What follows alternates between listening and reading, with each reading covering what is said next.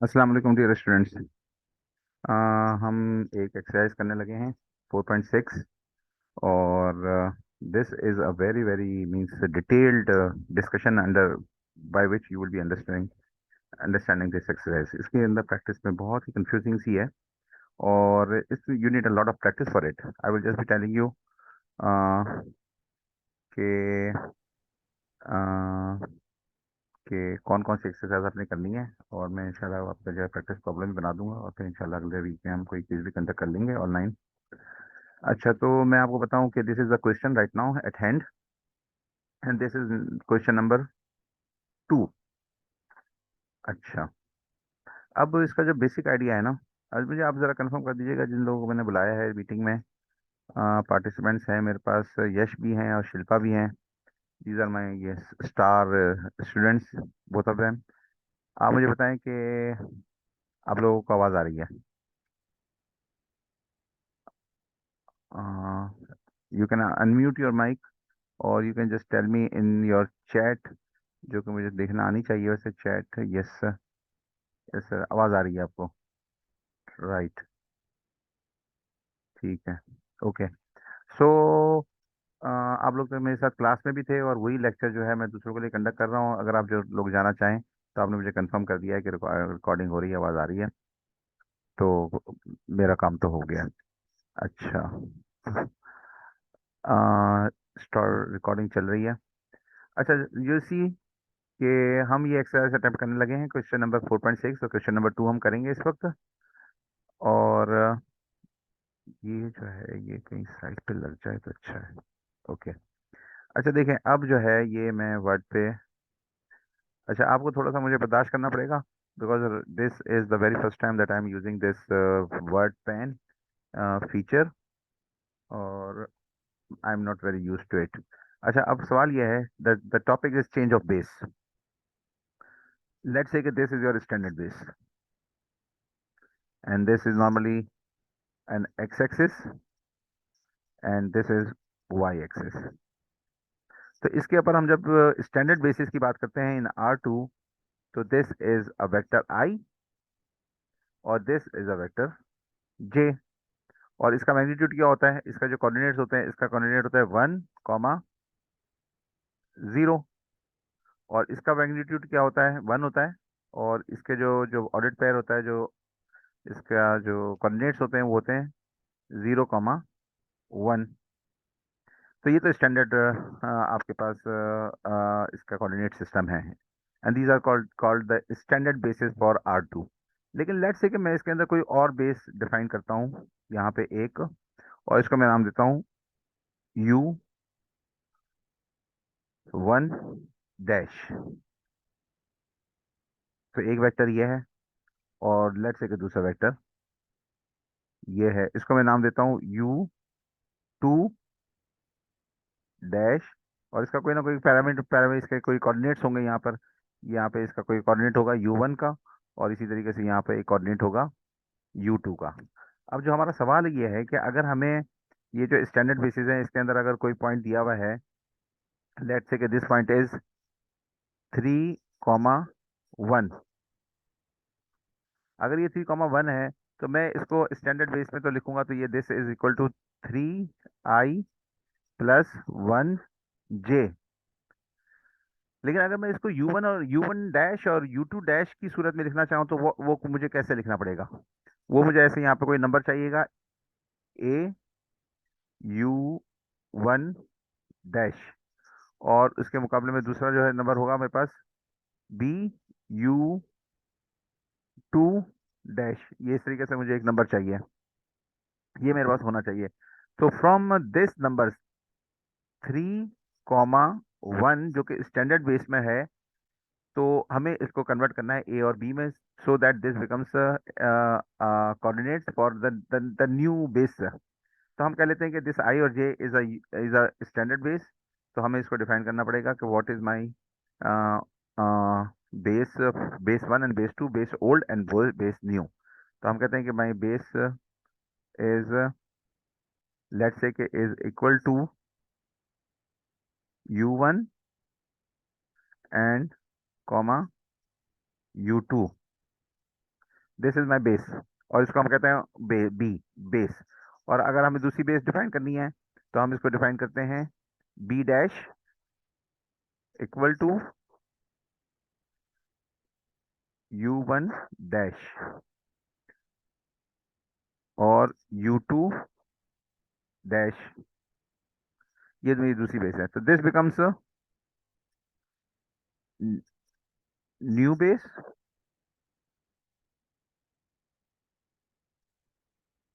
And this becomes my old base.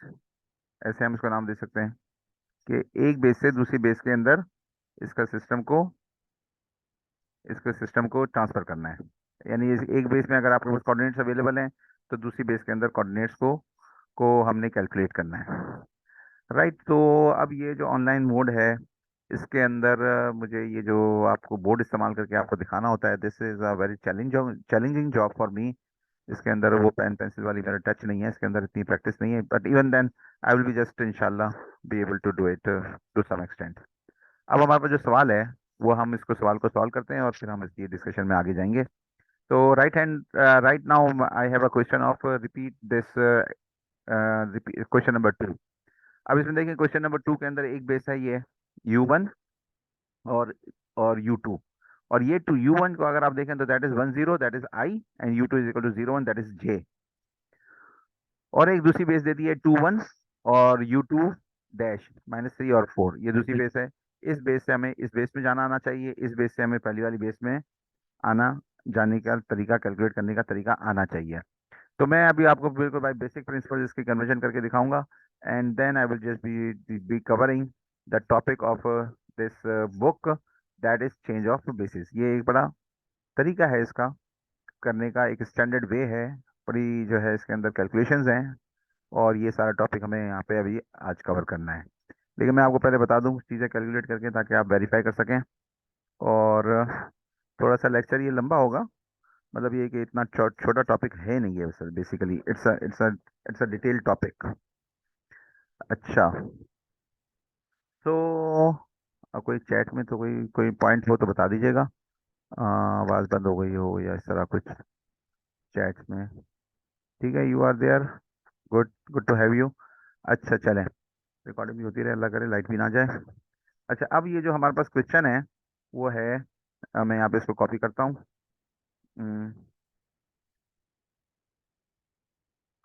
It's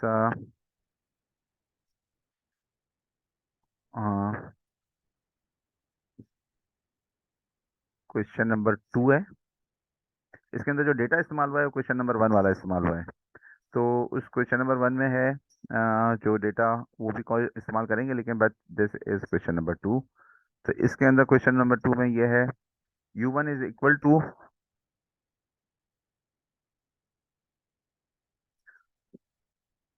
10, और U2 is, ये standard base है इसलिए इट इज 0 और 1, ये I हो गया।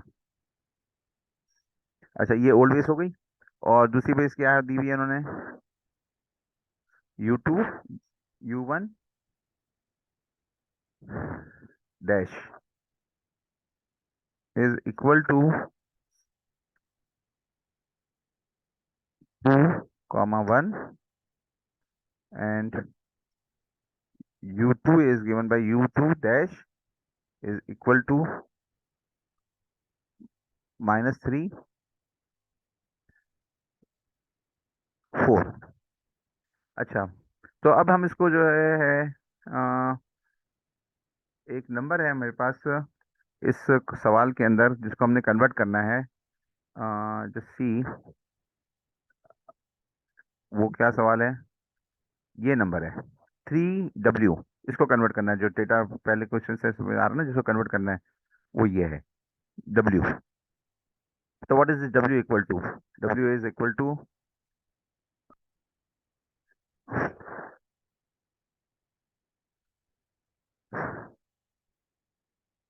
तो W is equal to,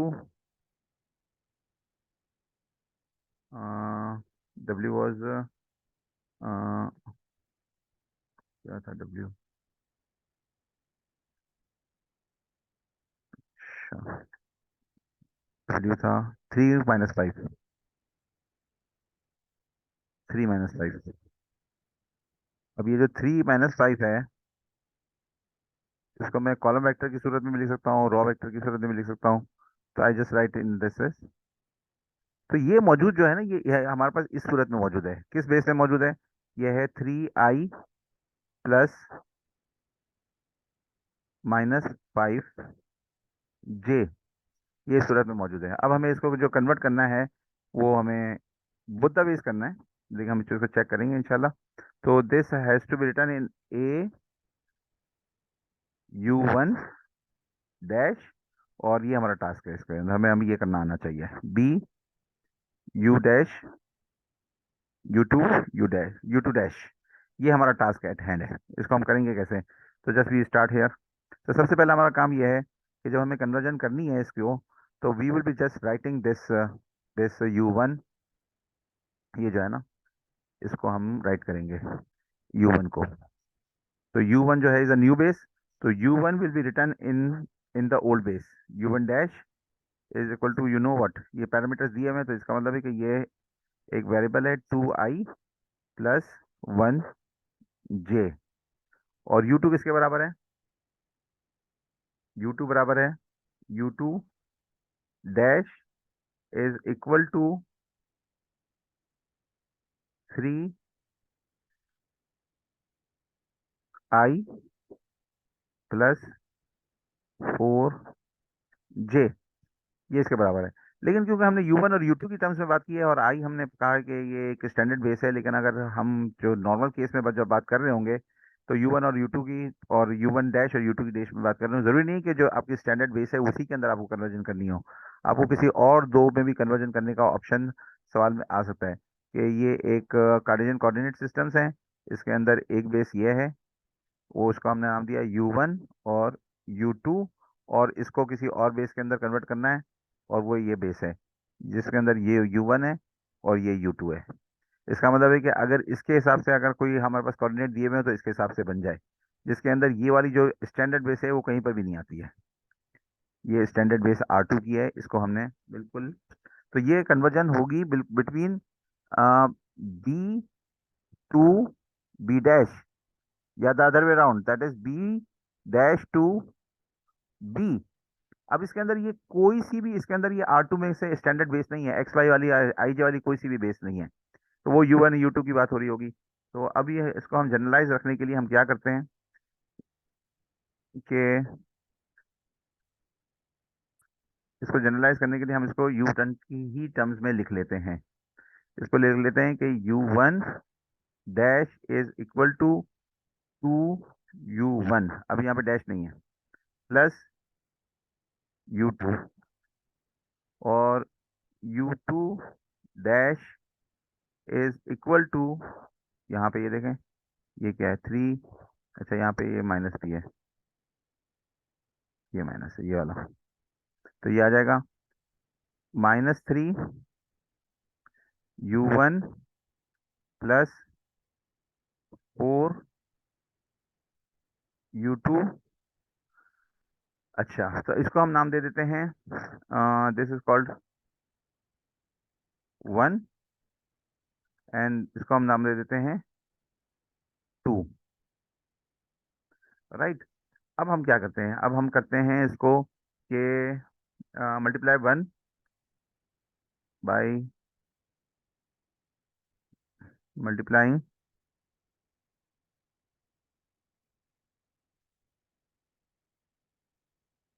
multiplying 1 by, ये विथ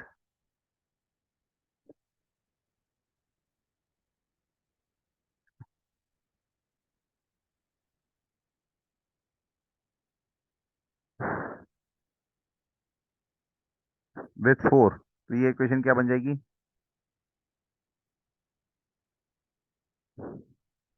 ये इक्वेशन क्या बन जाएगी?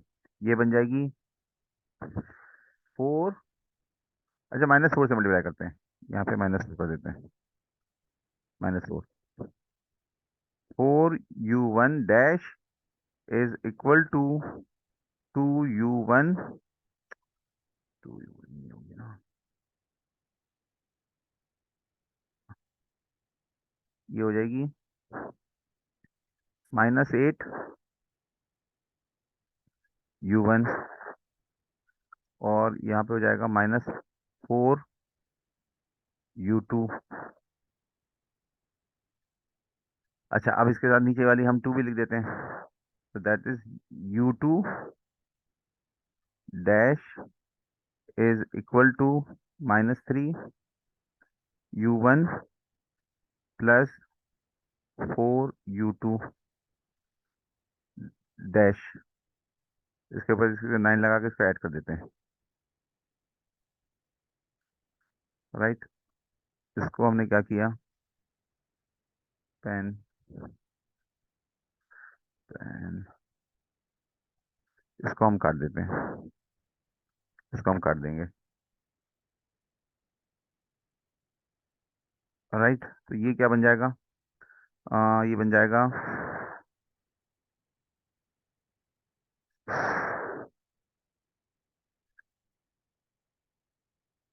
-4,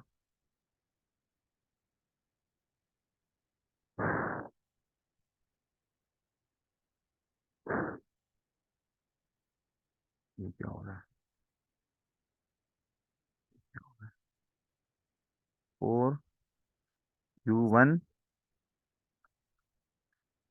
डैश, और हमने इसको ऐड किया है, तो this will become u2 dash will be equal to -11 u1, and thus it will become u1 will be equal to what, ये माइनस माइनस यहाँ पर भी है, वहां पर भी माइनस है, तो it will become just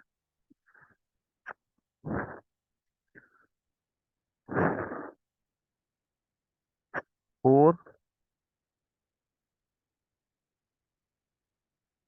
paper के एंड में पहुंच गए, 4 और ये 11 u1 डैश, और minus this will become this will become what, u2, क्योंकि माइनस था ना, तो this is u2 dash upon 11। तो ये आपका बन गया, इसको इस इक्वेशन को हम नाम दे देते हैं 3, ये इक्वेशन को नाम दे दिया 3। अच्छा, तो how we go for the next page, oh man देखा फंस गया ना। अच्छा, हो गया, इसमें हम गए नेक्स्ट पेज,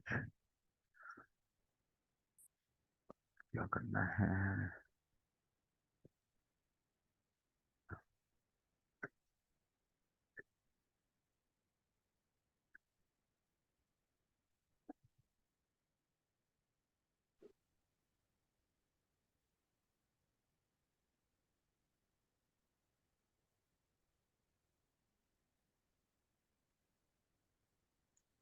अब पेज ऐड करना नहीं आ रहा, क्या करें, इस वाले मोड में, यहाँ पे तो ये लिखा हुआ है ना, तो नेक्स्ट पेज में पेज चला जाना चाहिए, चले नहीं जा रहा, तो नीचे जाना चाहिए पेज, मैं पॉज कर लेता हूँ, आई जस्ट, आप लोग भी स्टूडेंट्स मेरे साथ रहे, लेकिन रिकॉर्डिंग पॉज कर देता हूँ, आई जस्ट। अच्छा, अब हमारे पास क्या करना है, हमारे पास वो आ चुका है, u1 की वैल्यू आ चुकी है, now we want to find out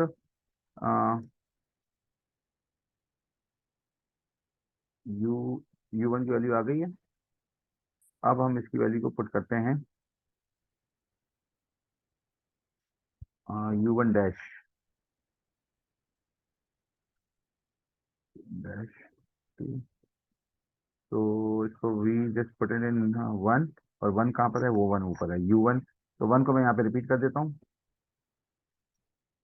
pen, और ये 1 को, 1 जो ऊपर थी वो था equal to 2u1 +u2 that was equation number 1। अब इसके अंदर हम इस वैल्यू को पुट करेंगे, तो it will become u1 dash is equal to 2, और जो वैल्यूज अभी हमने निकाली थी that is 4/11 u1 dash minus u2 11। अब ये तो 2u1 two putting the values हो गई। हमने वैल्यू पुट कर दिया किसकी, putting the value of u1 की वैल्यूज पुट कर दी हमने, ताकि हम इसको निकाल लें, u2 को निकाल लें। और ये आ गया यहाँ पर प्लस u2।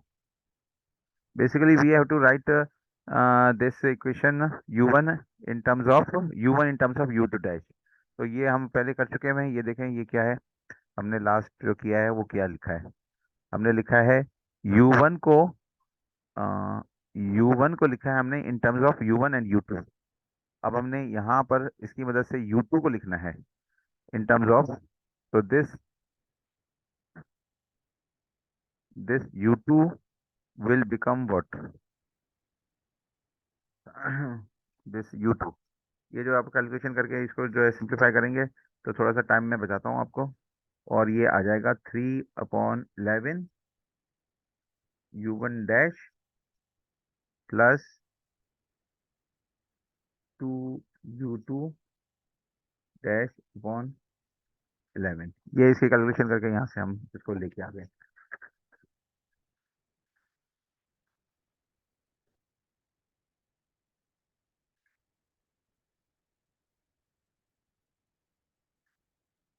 अब हमारे पास जो w था वो क्या था, जो w की वैल्यू थी जो कि हमें लिखना था, और वो w था इन इन वी बी, यानी स्टैंडर्ड बेस के अंदर था, और वो u1 की बेस के टर्म्स में था। अब हमने इसको कन्वर्ट करना है इन द सेकंड बेस। तो अब हम करेंगे that is that the value was 3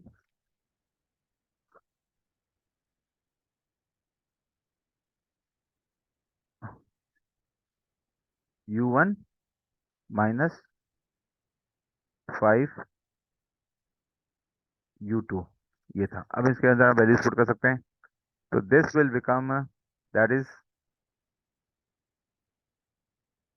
w is equal to 3, और इसकी वैल्यू जो आप ऊपर देखें क्या थी, what was the value of u1, ये वैल्यू थी u1 की, this value, this value 4/11 u1 dash and minus u2/11, that was the value। अब देखिए आप कॉपी पेंसिल पे करेंगे तो आपको आसान लगेगा, ये तो यहाँ पे तो ज़रा थोड़ी सी मुश्किल है, बर्दाश्त करें। तो that is 4u1 dash over 11।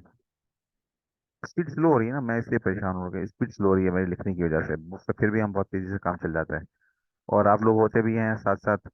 तो ये 3 आ गया, ये -3 के साथ u1 आ गया -5, और इसके अंदर हम वैल्यूज पुट कर देंगे ऊपर से u2 की।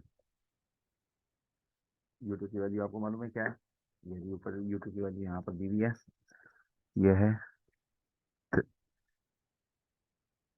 3/11 u1 dash plus 2u2 dash over 11, bracket close,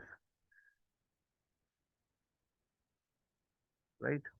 तो आफ्टर सिंप्लीफिकेशन, इसकी अगर हम सिंप्लीफिकेशन करें, तो सिंप्लीफिकेशन के स्टेप्स आप थोड़े से फॉलो कर लें, ताकि आप मेरा टाइम बचा सकें और मैं भी आपको बोर ना करूं, और आप भी इन्वॉल्व रहें इसके अंदर काम करने के लिए। तो वीडियो को पॉज कर दें, उसको सिंप्लीफाई कर दें, और ये आ जाएगा यहाँ से u1, और यहाँ से u1 उठ के आ जाएगा।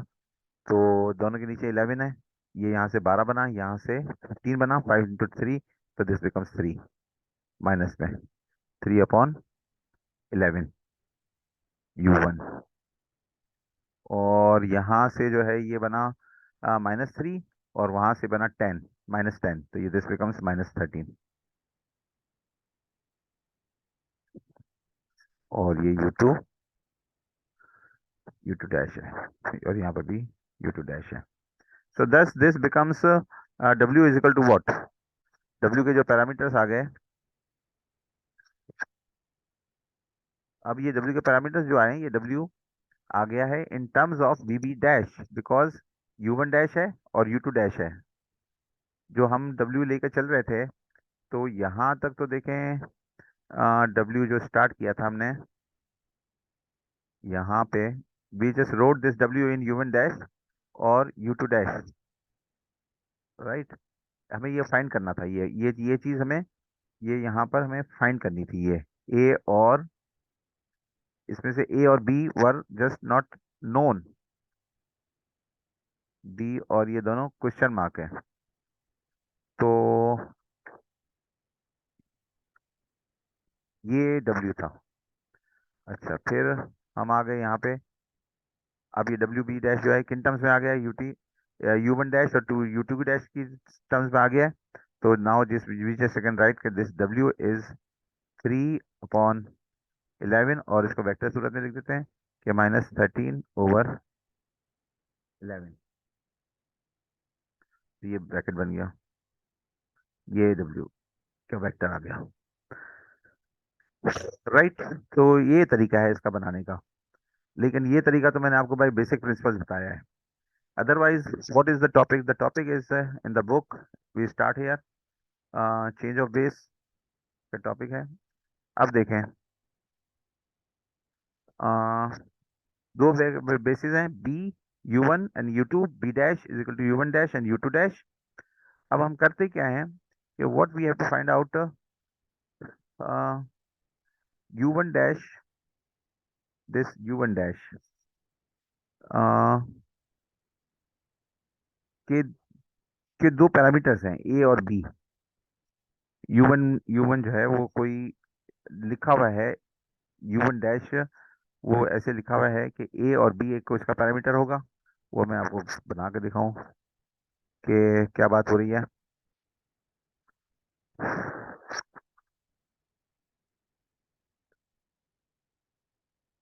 अच्छा, राइट। तो अब जैसे अगर हम बेसिस की बात करें, तो ये जो U2 है, U2, ये U2 है, U2 डैश और U1 डैश। तो यहाँ पे इसके पैरेंथेसिस होंगे कुछ, वो पैरेंथेसिस क्या होंगे, A और B, और यहाँ पे होंगे C और D। और वो C और B आप कैसे लिख सकते हैं इसको, आप लिख सकते हैं यहाँ पर इसको कि U1 dash is equal to A U1 plus B U2, और U2 डैश कैसे लिख सकते हैं, is equal to C U1 plus B, और सॉरी,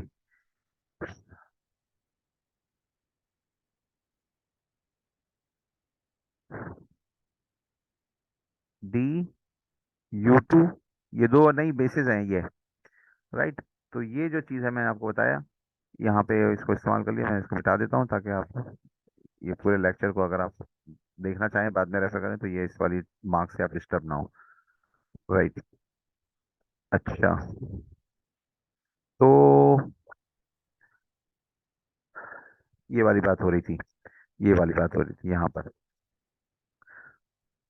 तो U1 को हमने तरीके से लिख लिया, U1 AB, और U2 को लिख लिया हमने CD।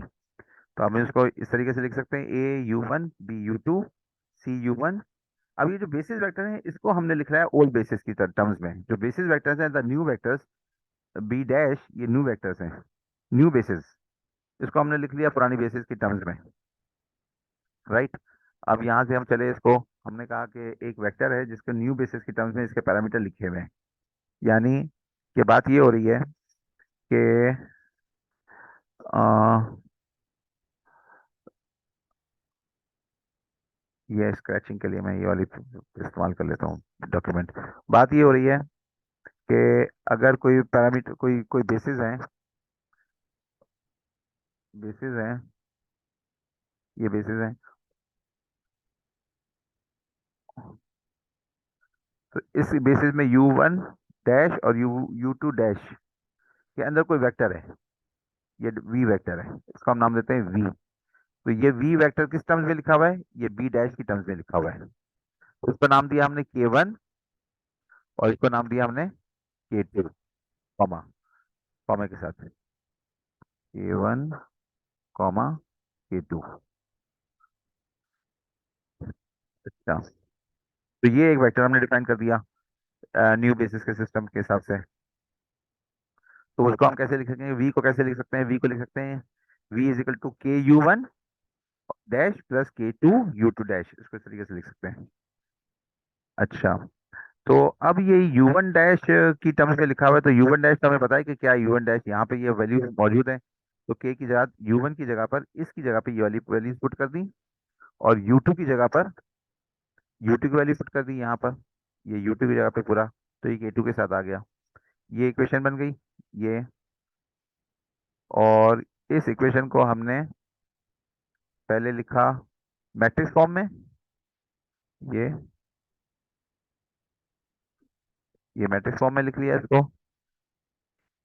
आगे जाके इसी मैट्रिक्स फॉर्म को, इसी मैट्रिक्स को दो हिस्सों में तोड़ लिया, के को बाहर निकाल लिया K1 और K2 को मैट्रिक्स फॉर्म में। तो ये जो मैट्रिक्स बन गई है, ये एक ट्रांजिशन मैट्रिक्स है। इस ट्रांजिशन मैट्रिक्स को K1, और ये K1 और K2 को कहाँ से रिप्लेस कर दिया, ये जो K1 और K2 था वो यहाँ पे हमने डिफाइन किया था कि एक वेक्टर है, ये वाला, ये वेक्टर है के V, और V1 की क्या वैल्यू है K1 और K2। तो यहाँ पर भी क्या वेक्टर आया है, यहाँ पर भी ये वेक्टर आया है, ये वेक्टर आया है के, यहाँ पे के, तो के की जगह पे वी डैश लिख दिया। So this equation states that the old coordinate vector VB results when we multiply the new coordinate vector VB on the left by the matrix। अगर ये मैट्रिक्स को हम P का नाम दे दें, तो अगर इस P मैट्रिक्स के साथ अगर हम मल्टीप्लाई कर दें, तो that's how you just get uh, uh, अब दिस VB, अगर आपके पास ये मौजूद हो, नया वेक्टर मौजूद हो नए की टर्म्स में, तो आप ओल्ड वेक्टर की सूरत में आप इसको लिख सकते हैं। और ABCD कहाँ है, ABCD देखें क्या है, ABCD ये यहाँ से आए हैं। तो जो आपके जो बेसिस वेक्टर थे U1 वो थे AB, और जो आपका बेसिस वेक्टर था U2 डैश था वो CD, और वही डायरेक्ट आपकी ट्रांजिशन मैट्रिक्स बन गई। That means if you want to go from the new coordinate system to the old coordinate system, what you have to do is you have to just multiply this transition matrix which is based on the basis vectors, उसको लेके आप उसके coordinate से multiply कर दें, तो आपके पास ये आपके पास पुराना वो सिस्टम आ जाएगा। बात समझ में आ गई है? तो फिर मैं एग्जांपल से बताता हूँ कि let's go for a typical example, कि मैं कहता हूँ कि हमारे पास टू वेक्टर्स हैं। देखिए ये बात जो है ना बहुत ध्यान देने वाली है, ये आप इसको लाइट ना समझें। काफ़ी एफर्ट के बाद मैं आपके पास ये लेक्चर डिलीवर करने के लिए तैयार हुआ हूँ। तो मैं समझता हूँ कि ये R2 है, और मेरे पास ये X है, और ये Y है। मैं कहता हूँ कि मेरे पास दो विवेक और X और Y की सूरत में हम यहाँ पे इसको U1 समझ लेते हैं, और इसको U2 समझ लेते हैं। तो ये जो दो वेक्टर्स हैं वो है U1 डैश, और ये है मेरा U2 डैश। तो लेट्स से कि मैं एक ऐसे रास्ते पे जाता हूँ, और इस रास्ते पे मैं एक वेक्टर डिफाइन करता हूँ कि इसके इसके साथ इस डायरेक्शन में जाओ, और इसकी डायरेक्शन में आ, भी जाओ, ऐसे। तो ये कहीं ना कहीं जो है यहाँ पे कोई पॉइंट है, लेट्स से कि ये वाला पॉइंट है। तो ये वाले पॉइंट को हम कैसे रीच करेंगे, तो हम कहेंगे भाई इस पॉइंट को रीच करने का तरीका ये है कि जो लाइन जाएगी इसमें, इस पॉइंट पर, वो सिर्फ इन दो रास्तों से जाएगी, U1 और U2 से। तो U1 और U2 से दो लाइनें जाएंगी, तो हमने कहा कि इसके साथ जो पहुंचने का तरीका होगा वो U1 और U2 के रास्ते से ही जाएगा, from starting and we will just go in this direction. तो हमने कहा कि इसको पहुंचने का तरीका ये है कि पहले हम U1 की डायरेक्शन में यूं गए पैरेलल में, और फिर इसके साथ इस पैरेलल में यूं चले गए, एक U2 की डायरेक्शन में गए फिर U1 डायरेक्शन में गए। या फिर हमने कहा कि पहले हम गए U1 की डायरेक्शन में, और फिर हम U2 की डायरेक्शन में चले गए। दो रास्ते बन गए ना।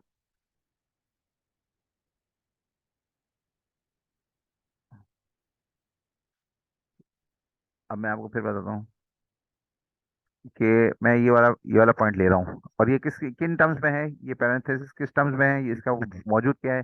Let's say this is like 3,4, लेकिन this is in B dash, B dash में है। तो बी डैश का मतलब है कि ये 3,4 के पे पहुंचने का तरीका क्या है, कि भाई 3 यूनिट यहाँ पे जाओ, यूं जाओ, और 4 यूनिट यहाँ पे जाओ, तो यहाँ पे पहुंच जाओगे। तो ये वाली जो चीज है, ये जो चीज है, ये स्टैंडर्ड बेसिस वेक्टर में कैसे आएगी। स्टैंडर्ड बेसिस वेक्टर में मतलब उसका मतलब है मुझे ये मालूम करना पड़ेगा, और मुझे ये मालूम करने का पड़ेगा इस पॉइंट्स का। अगर मेरे पास ये 3 और 4 मौजूद होके, जो कि असल में 3 क्या है, 3U1 प्लस 4U2 डैश। तो अब अगर मुझे इसको किसी सूरत में लिखना है, तो वो मुझे ये मालूम करना है, A U1 plus B U2। तो इसका मतलब है कि this this is going to be A, and this point is going to be B। तो वो डायरेक्टली आपको कैसे पता चल जाएगा, वो इस तरीके से पता चल जाएगा कि आप ये जो यूनिट वेक्टर से नए उनकी मैट्रिक्स बनाएं, और उसको मल्टीप्लाई कर दें, किससे, किससे मल्टीप्लाई कर दें, इससे मल्टीप्लाई कर दें। तो ओल्ड से न्यू में, न्यू से ओल्ड में जा सकते हैं, न्यू से ओल्ड में जा सकते हैं। ये पॉइंट है। अब मैं यहाँ पे ये टॉपिक ख़त्म कर रहा हूँ, और मैं अगली अगली मीटिंग स्टार्ट करता हूँ, और इंशाल्लाह उसके अंदर मैं इस चीज़ को और कंटिन्यू लेके जाता करता हूँ। ये आप एग्जांपल्स देख लीजिएगा, आपको समझ में आनी चाहिए। देखें, ये वेक्टर है 10, ये है 01, नया वेक्टर कोई और है, ये तो स्टैंडर्ड वेक्टर्स हैं। What you have to write, you have to just write B' to B। तो ये ट्रांजिशन मैट्रिक्स, तो इसकी ट्रांजिशन मैट्रिक्स क्या होगी, इसकी ट्रांजिशन मैट्रिक्स होगी 1 1 1, this is 1 1, and this is 2 1। Simple. ये ट्रांजिशन मैट्रिक्स होगी नीचे 1 1, ये 1 1,